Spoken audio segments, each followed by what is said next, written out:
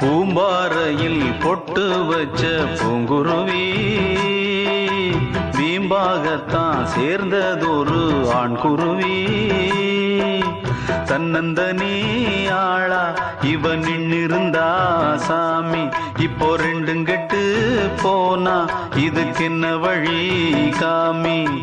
தன்னந்தனி ஆளா இவன் நின்னிருந்தா சாமி, இப்போ ரெண்டும் கெட்டு போனா இதுக்கென்ன வழி காமி.